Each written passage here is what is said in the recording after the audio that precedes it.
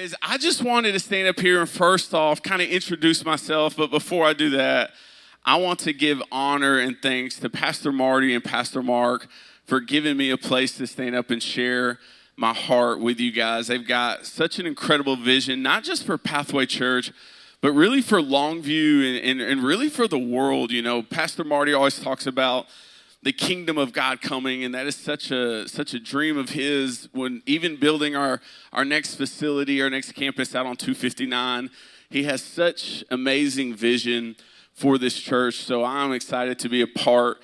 But I'm so thankful that he has given me an opportunity to speak to you guys this morning. But although it is an honor to stand up here, I will say that it's more of an honor that both him and Pastor Mark has allowed me for the last 5 years to speak into the lives of all 5 of their children. And that is a big deal to entrust somebody with their kids' lives. So I'm honored and thankful. And I cry a lot. So my name is JW. I am one of the pastors here on staff. I have a beautiful wife, Kayla, who also get to work with her every day. And then I have 2 of, I will argue with anybody, the 2 coolest little dudes on the planet, Lyndon and Maverick. Hopefully they're still asleep at their Meemaw's house, but that's her problem this week and not mine. But I am the student pastor here, have been for the last 5 years. You see me probably other places as well. And I just wanted to introduce who I am. And I'm going to treat you guys, if that's okay, like I do our students on Wednesday night. Is that okay with y'all this morning? Perfect. So I'm going to ask you a question, and I might ask you a few things, and I might ask you to actually respond just a little bit. But the first one is this: who in here has their Bibles with them this morning? Go ahead, let me see. I want to see them. There we go. See, you guys are lucky because all of our students are going to come to the 11 o'clock, and all of them are going to have their Bibles, and they're going to show everybody up. But you guys brought your Bibles. I'm proud of you this morning. We're actually going to be in 2 Samuel 11. I'll let you guys flip there. But my next question that I have for you guys, who has their notebooks? Who has a notebook to take some notes? Come on, does anyone in here know why we take notes? I'll say this: note takers are history makers. How many of you know the only reason why we have history books is because somebody was taking notes? And I believe that God wants to do some incredible things in your life. So if you start taking notes, who knows, the notes that you take today might directly impact and influence the life that you have 5 years, 10 years from now, because note takers are history makers. So if you guys would, I hope all of you have found 2 Samuel. If you'll go ahead and stand with me this morning as we read the word together. I'm actually going to, I know I said 2 Samuel 11, but I'm actually going to back it up because I want to give you a little bit of pretext. I want to give you a little bit of background to what we're about to walk into. In 2 Samuel 10, verse 18, it says, "And the Syrians fled before Israel, and David killed of the Syrians the men of 700 chariots and 40,000 horsemen, and wounded Shabak, the commander of their army, so that he died there. And when all the kings who were the servants of Hadadezer saw that they had been defeated by Israel, they made peace with Israel and became subject to them. So the Syrians were afraid to save the Ammonites anymore."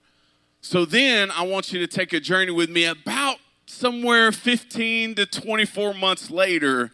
That's where we find ourselves in 2 Samuel 11. You see, David had just had some pretty great defeats. He had done some pretty incredible things, but then we find ourselves in 11, and this is where everything kind of goes downhill from there. It says, "In the spring of the year, the time when kings go out to battle, David sent Joab and his servants with him and all of Israel, and they ravaged the Ammonites and besieged Rabbah. But David remained in Jerusalem." Everybody say remained. It happened late one afternoon when David arose from his couch and was walking on the roof of the king's house that he saw from the roof a woman bathing. And the woman was very beautiful. David sent and inquired about the woman, and one said, "Is this not Bathsheba, the daughter of Eliam, the wife of Uriah the Hittite?" So David sent messengers and took her, and she came to him, and he lay with her. Now she had been purifying herself from her uncleanliness. Then she returned to her house, and the woman conceived and sent and told David, "I am pregnant." God, I'm so incredibly thankful for your word. I pray that you will speak to me, through me, and speak to every individual in this room, everyone watching online this morning, that people will be able to leave here lifted up and encouraged to go out and take over the world. God, we love you. In Jesus' name, everybody said, amen. So, the title that I have for you guys this morning is this. It is off season. Everybody say off season. Now, for those of you who may not know what that is, I'm pretty sure most of you, the majority of you in here do. But if you don't, off season is a time of year when a particular activity, typically a sport, is not engaged in.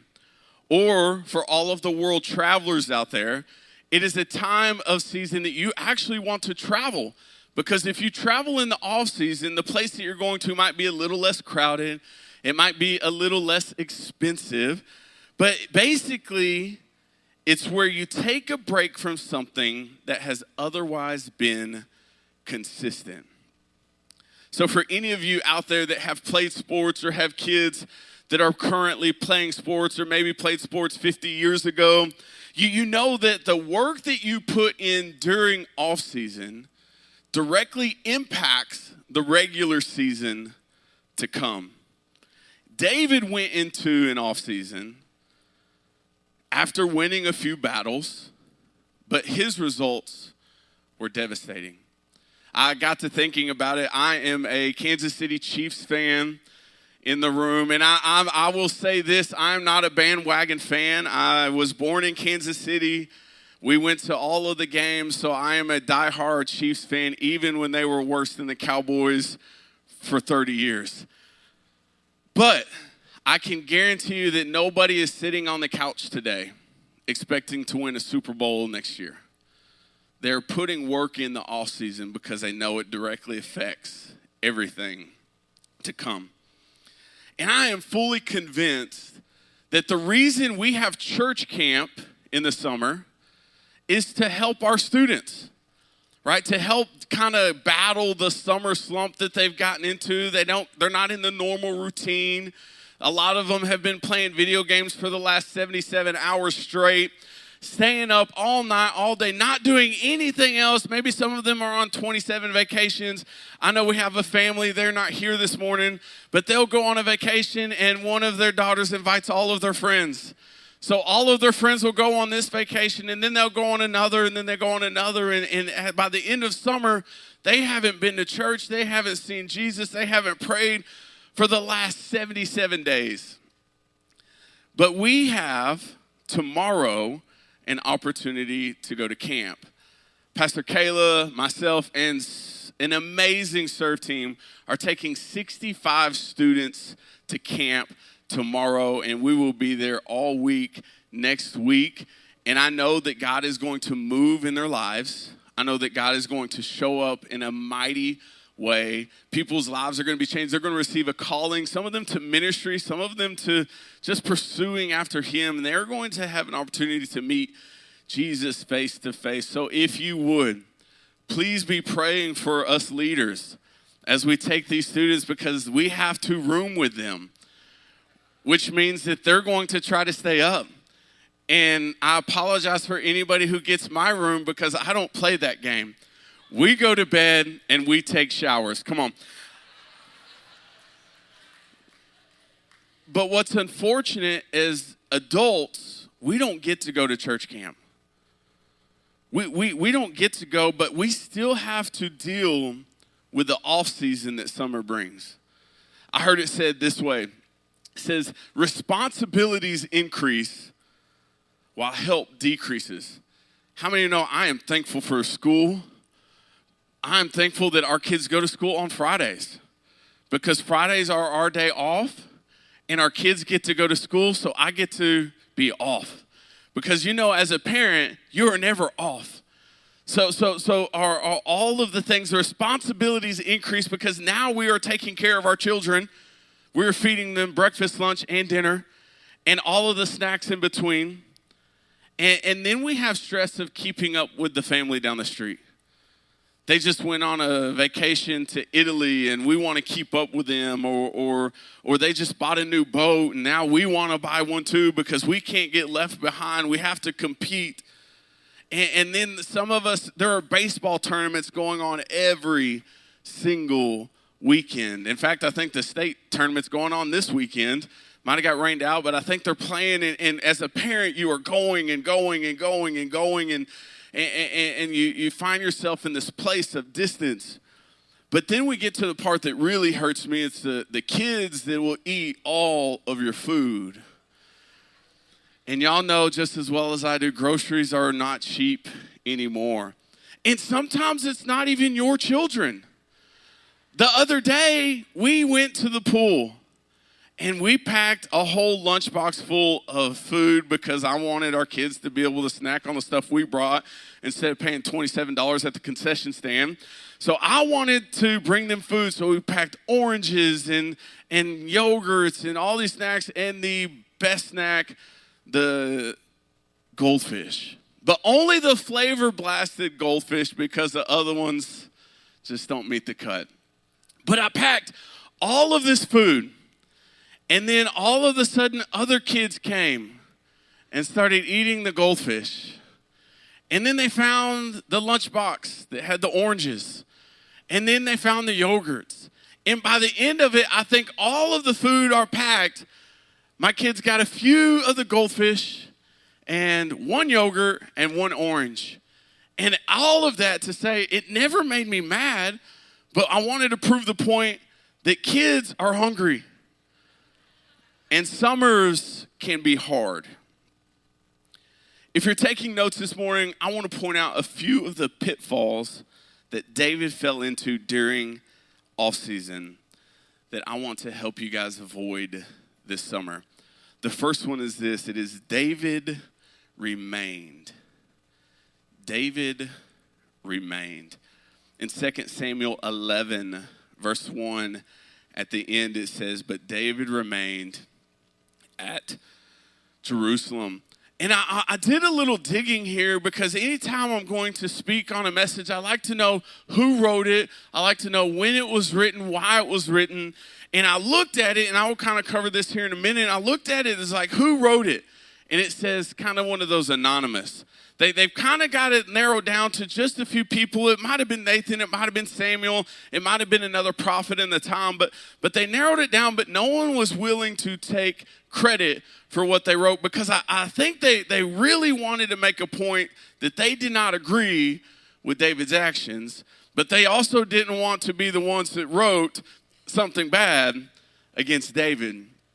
But some of you might here think that maybe it wasn't a bad deal to send off your troops. Like, if you're a king in the room, are you going to put your life on the line to go to battle? Or are you just going to send everybody? Like, I'm thinking I'm just going to send everybody else. I'm thinking the couch that David was sitting on was pretty comfortable. Like, he was a king after all. It probably had all these like furs and everything like that. But the moral of the story is David wasn't where he was supposed to be.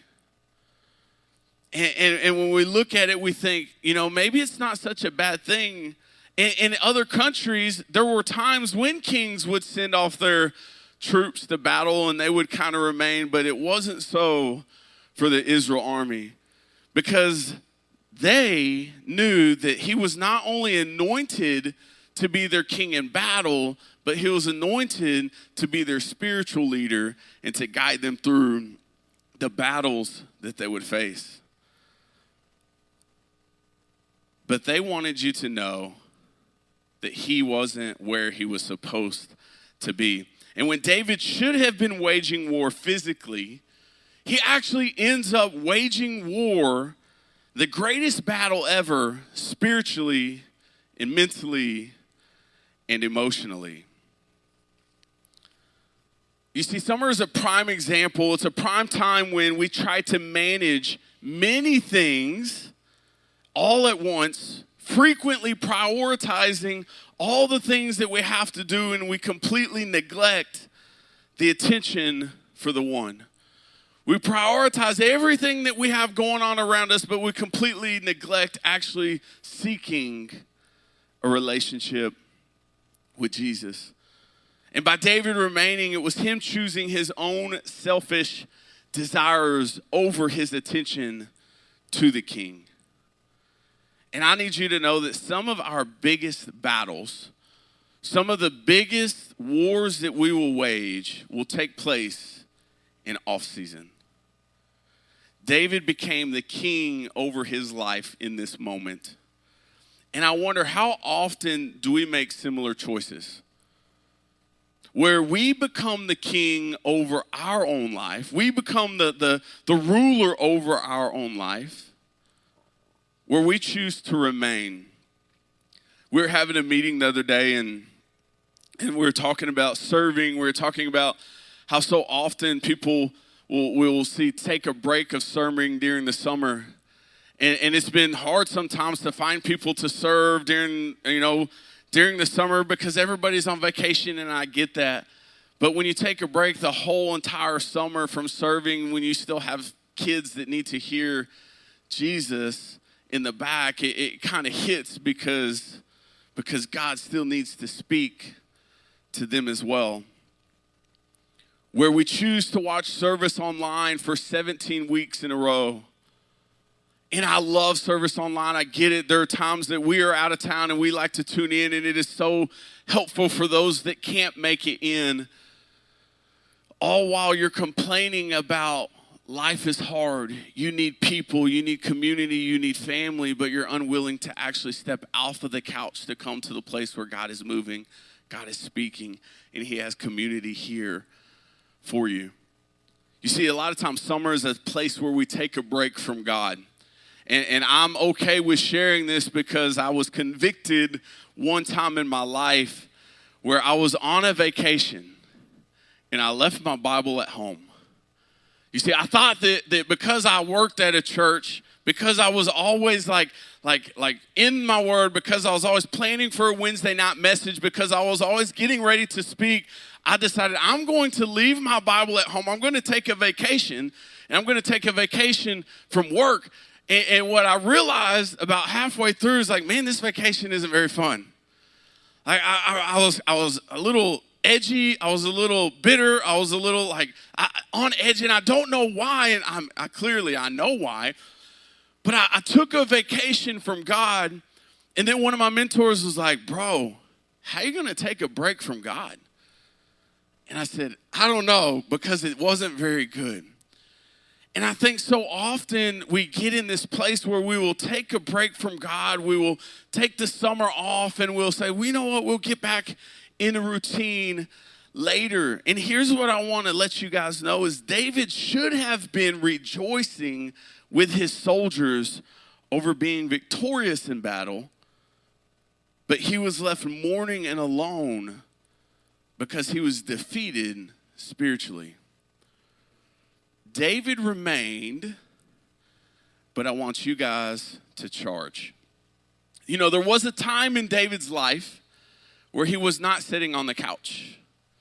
In fact, in 1 Samuel 17:48, it's one of my favorite scriptures. It says this: when the Philistine arose, we all know we're talking about Goliath here. When the Philistine arose and came and drew near to meet David, David ran quickly toward the battle line to meet the Philistine. My heart for you guys this morning is that you will not choose to remain during the off season, but you will charge. You will go into battle. You will go to the front lines and fight. You will be in your word. You will pursue a relationship with Jesus. You will join a serve team even in the summer. You will join a life group even during the summer, so that when fall does come, because everybody knows that fall is coming, everybody knows that it's right around the corner. We're already through July, I feel like, and we have 21 days of prayer coming up in August, and I want you guys to be able to step into August ready for the battles ahead. Because in the off season, you are already getting plugged in. You're already developing and deepening your relationship with God. And August is just going to be something that sets you on another level than everyone around you. Because you are preparing this summer. The second point I have for you guys is this. David was reckless. David was reckless. It happened late one afternoon when David arose from his couch and was walking on the roof of the king's house. He saw from the roof a woman bathing, and the woman was very beautiful. It's so crazy. I sat down with Kayla and a couple of people from the staff the other day, and I was talking about this story particularly because my whole life, I always put blame on Bathsheba. Like, because I knew David did wrong, right? But I was blaming Bathsheba. I was like, well, she shouldn't have been on the roof bathing, right? Like this is where my mind went. Well, if she wouldn't have been doing that, then he wouldn't have saw her, and then he wouldn't have fallen for her, and all the things wouldn't have happened. But the further research I did, the further I studied, I realized that she had nothing to do with it. You see, she was just actually following the Mosaic law. She was following what the law of Moses said and said, hey, after you go through this period of uncleanliness, you need to cleanse yourself. So she was actually doing something very holy in the moment. In that period of time, a lot of times the roof was a place where the women could go to get seclusion, to get their own privacy from the men who would have stayed on the ground floor. It was a place for her to get away where she would have thought that was safe. But David was the one who wasn't where he was supposed to be. You know, I looked up the word reckless, and the Old English word is actually reckless, which means careless, thoughtless, heedless. And if you have a reckless attitude, you aren't concerned about what happens or who is affected by your action. And it is the opposite of considerate. So the other day, we're having some issues with Kayla's car. And I was getting really frustrated. How many of you know typically when you have issues with a car, what do? You trade it in? Like anybody like my car needs new tires.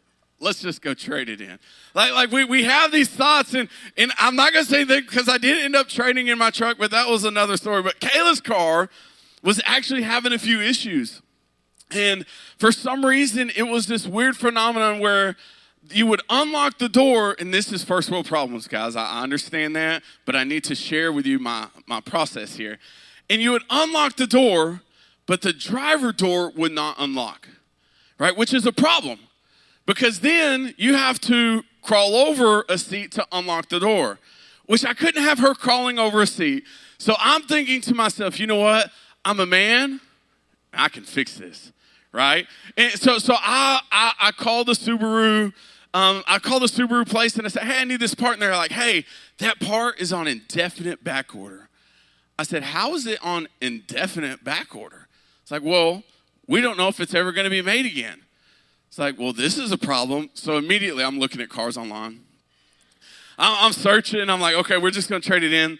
And while I have one section open for new cars, I have one section open. I actually found the part that I needed on eBay. It was the only one on all of the internet. So I ordered it, had it shipped, and I knew it was coming in on a Saturday. So like, okay, it's going to be here on Saturday. Her car needs an oil change. I'm just going to do manly things and do all the things. So I start with the oil change. You know, I pull up on the little ramps that we have, and I get under the car, and I'm like, okay, I'm gonna take this bolt off, and then I'm gonna do an oil change, and hopefully by the time it's finished, I will be able to just, everything will work perfectly. So I get under the car, and I start to take the bolt off, and I swear it was welded to the pan. I'm a fairly strong man, and I could not get it off. So I'm like, okay, I'm going to mess this bolt up. So then her oil filter is on the top of the car. So I go to change the oil filter, and it too is stuck. So finally, I'm able to get the oil filter off I basically had to puncture a hole in it and then squeeze it, and it is completely destroyed. So I take it off, and I'm like, okay, I got this off. I got a new oil filter here. Well, I'll go ahead and put the new oil filter on, and then I'm going to go back under and change the oil. So I get back under there, and I can't get the bolt loose. So then I know enough about mechanics to know that you need leverage, right? So I take 2 crescent wrenches, and it didn't work. So then I took a socket with a breaker bar. Anybody know a breaker bar is a long bar to help break the bolt loose? It did not work. So then I was like, okay, man can't fix this, maybe tool can. So I went and got my Ryobi, don't hate, I went and got my Ryobi impact drill, and I worked at it. Didn't budge. So then, for all of you out there who know what I'm talking about, I upgraded to my Milwaukee impact driver, and it didn't do any better. So by this point, I am mad. Like, I'm hot, I'm sweating, I'm aggravated, and just as I'm about to throw all of my tools and say some words that I know I shouldn't say, the mailman gets here with the part that I need. So I was like, just what I need. I'm going to take my mind off of this, and I'm going to work on the door. So I take the whole door part, okay? Take the whole door part, and everything is so convoluted, and I have big hands, and it won't fit in the place that I need it to. So I'm sitting there working on her door for another hour, sweating. My son keeps coming out to see if he can help, and I'm just getting frustrated, so I keep telling him to go back inside. And I get the part on. Good to go. Put the whole door back on. Push the button. Nothing. Guys, when I tell you, I almost lit her car on fire and hoped the insurance would pay for it. I am not exaggerating. But I took it off. I put the old one back on. I'm like, forget it. I'm sending it back. And then I still had the issue with the oil change. So I said, you know what? I'm just going to take it to the dealership, let them do it. Because if they break the bolt, they're going to replace it, right? That was my thought. But I also just put the new oil filter on. And I didn't want to run the old oil through the new oil filter. And I couldn't put the old oil filter back on. So part of me had a brief moment of, well, I will just not have the oil filter on, and I will drive down to the dealership. Hold on. It was a thought. It was a small thought. And those of you know how cars work, the car needs the oil filter for the oil to actually process and go through to come back in the engine, right? If I would have driven without the oil filter, oil would have spewed everywhere. It would have been all over the motor. It would have been a complete disaster, complete mess, even if it were just for a few miles. Even if it were just right down the road, potentially could have caused the motor to lock up, could have caused me to wreck. Let's just say that it would have been very reckless and it would have been a disaster. Believe me, I did not do that. I did put the new oil filter on, took it. They ended up changing all of it, gave me another new oil filter, changed the oil, got it all taken care of. But it would have been a disaster. You see, David went from a man after God's heart to a man after his own, where he actually, in this one instant, broke commandments 6, 7, 8, 9, and 10. You think you've messed up. Have you ever broken that many commandments at one time? Thank you. You see, David was not where he was supposed to be. Kings were supposed to be off at war, but he actually ended up having his own war that he never was called to. He ended up having to go to battle spiritually. And David had plenty of opportunities to walk away. How many know there was the first instance where he saw Bathsheba? He could have been like, oh, she's pretty. let me make a different decision, get out of here. But he continued to stay where he didn't belong. He continued to be where he wasn't supposed to be. And eventually he kept getting a little closer to the edge. He kept getting a little closer to the edge. And maybe I'm trying to like rationalize with David here, because there are times in my life where sometimes I get a little closer to the edge than I think I should go, because I'm like, oh, well, I have enough power inside of me to actually be able to turn around. But sometimes we get so close to the edge that we actually end up falling.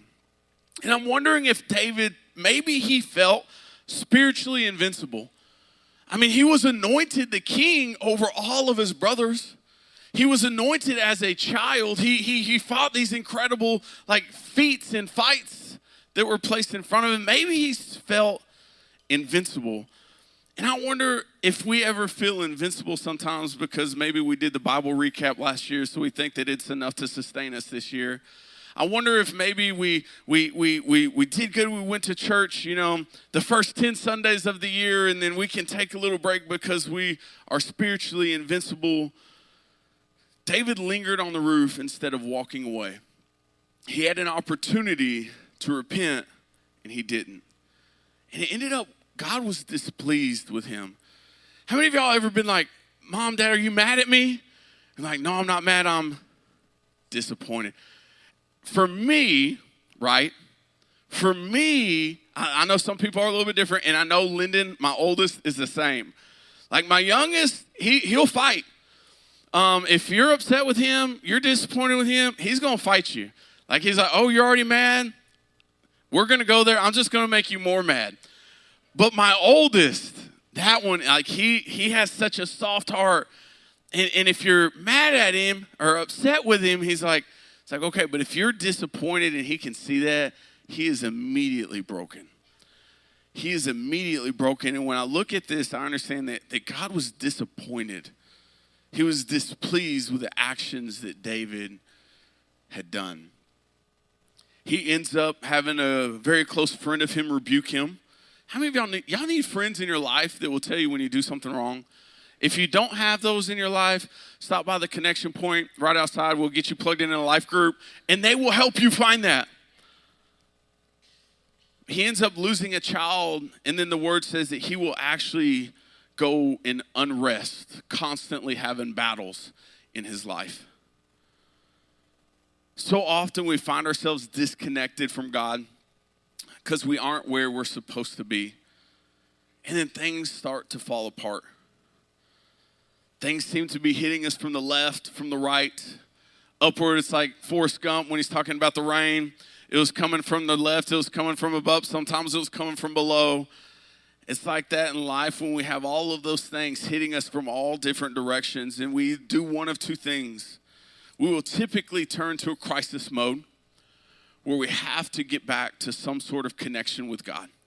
We have to get back to community. We have to get plugged back in. So we will run to the church when we get in these crisis moments, or we do the second thing and we fall away completely.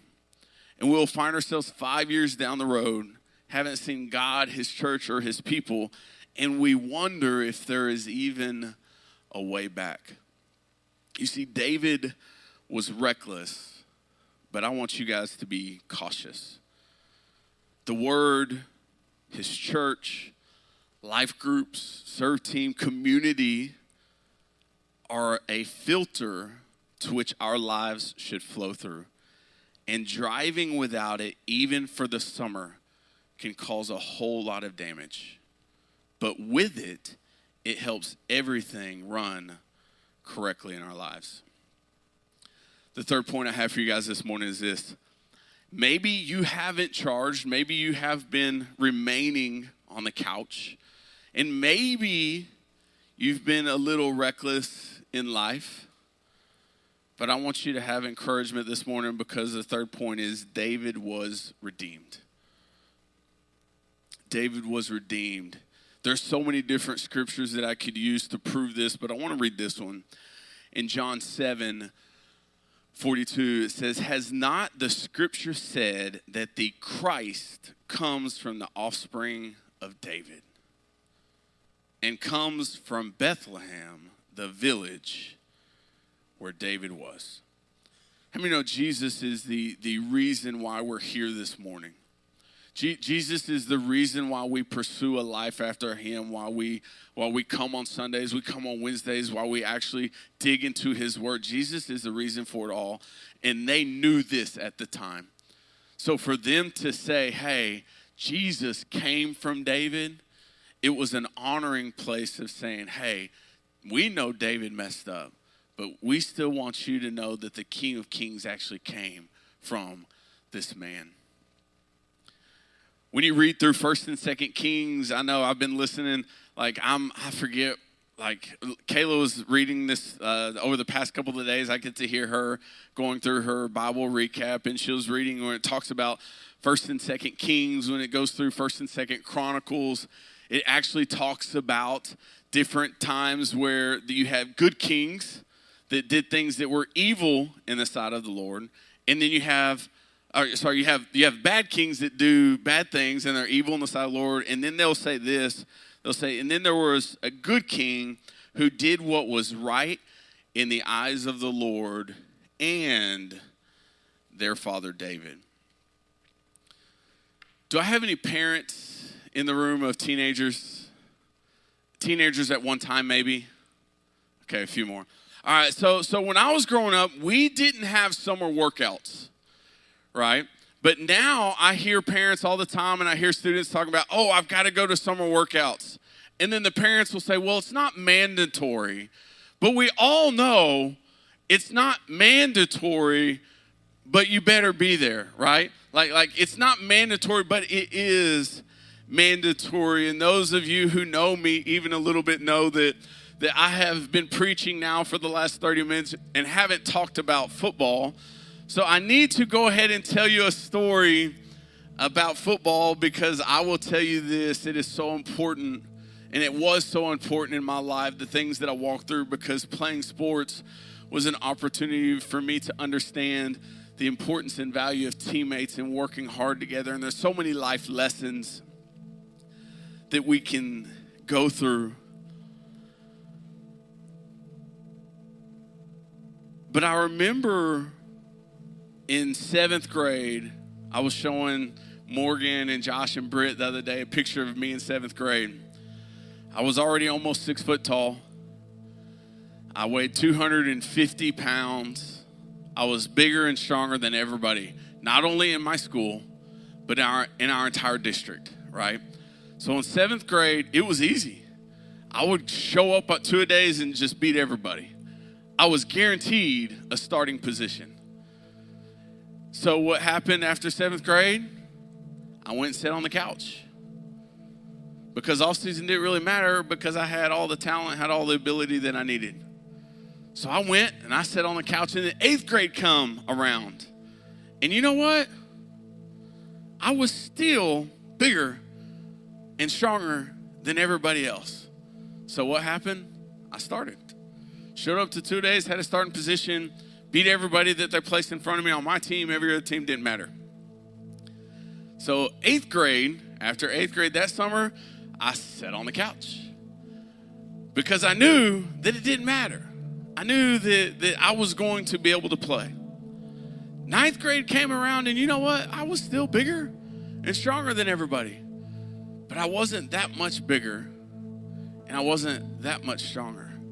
You see, they had been putting in work, and they had started to catch up to me. They had started to catch up to me. So in 9th grade, I played, and they ended up moving me up to varsity at the end of my year. And I knew I was now no longer the strongest. I was no longer the biggest. I knew after 9th grade, something had to change. I knew that I was going to have to fight now for that position. The things that used to sustain me would no longer sustain me. The things that I used to go to fight with weren't ready for the fight that I was about to face. Isn't it crazy how in life, the things that we knew yesterday were enough to get us through the problems that we faced yesterday? But how many of you know there are new problems that we'll face tomorrow? And the encounter that we had at camp back in 2002 just won't sustain the battle that you're facing. I wonder if David was living off of the relationship he had with God when he slayed the lion. I wonder if he was living and sustaining the relationship that he had with God when he was fighting the bear, or maybe even fighting Goliath. Maybe he thought, you know what? I was chosen over all of my brothers to be anointed as king. I can battle what I was anointed with there with everything to face. I think I can take a little break from my duties. So often in summer we take an off season, we hang out on the couch too long. We've been to church our whole lives. We'll take a little break. We'll take a little time off. We'll stop serving for a season. And then what happens is you take that break, and then 6 months later you're still not back into routine. 2 years later you're still not back on a serve team. And we were having a conversation with someone the other day, great person, and they were talking, we were saying, hey, we miss you, we haven't seen you in a while. And they're like, yeah, I know, it's just so hard to get back in the routine of going to church. It's so hard to get back in the routine, and I fight this with students all the time. It's so hard to get back in the routine of getting into my word. It's so hard, and what happens is I relate it to going to the gym. If you can go to the gym, you can get connected, you can get plugged in. You're like, man, this is good. I'm seeing results. But, oh, man, I got to go on vacation next week. I'm not going to work out. Oh, this happens. I'm not going to work out. I'm not going to go to the gym. I've got all these things back to back to back. And then it's 6 months, then it's a year, then it's 10 years. And you haven't seen the gym. Why? Because it is very, very difficult to get back into the routine. And I think so many times when it comes to church, when it comes to getting into His Word, sometimes it's hard to get back in the routine. Well, what happens? When you actually go, when you actually do it, it sparks something inside of you to make you want to go back. When you go to the gym and you start lifting weights, you start running, you're like, man, that hurt a little bit, but man, it feels good. I'm going to come back tomorrow. The same when you get into your word, you're like, man, God spoke to me. I want that again tomorrow. It creates a metabolism in your life that you do not want to miss. You see, after 9th grade, the summer was not a couch summer for me. I was at the gym every day. I worked hard. I ran, and I hate running, right? Like as an offensive lineman, we don't have to run very far. Like 10 yards at a time tops. By that point, the running back's already past us. It doesn't matter. We're just kind of trotting down the field. But I would run miles, I would sprint, I would do all of these things because I wanted to come back the best. And I worked hard in my off season. And what did it produce? I came back a sophomore and I was again the biggest and the strongest, not only in my grade, but in my school. I was bigger than the seniors, I was stronger than the seniors, I was faster than the seniors, and I won my position as a sophomore, because I was willing to put in the work I needed to in the off season for the season that was coming. You see, I put in work. When the regular season come, I was ready to win. When you put in work during the summer, what seems like an off season, when you continue to deepen your relationship with God, continue to develop relationships with people in your group, when you continue to do that even in the off season, when the regular season comes, you are set up for success. You are set up to win. You see, David repented and his relationship with God was restored. David was redeemed, and so are we. When David came out of sin, when he came off the couch, when he came off of sitting in his place of remaining, he returned to his calling as a king and champion, a responsibility that he had left about 9 months earlier. And the Israelites finalized their victory in Rabbah, which had been at a standstill the entire time David remained. Almost a year. My question for you is, what victories might you be missing in your life because you chose to remain. You're in an off season, but I want you to know if God redeemed the life and lineage of David, remember the one that broke commandments 6, 7, 8, 9, and 10, by sending his son Jesus, I promise you that he can redeem your situation this morning.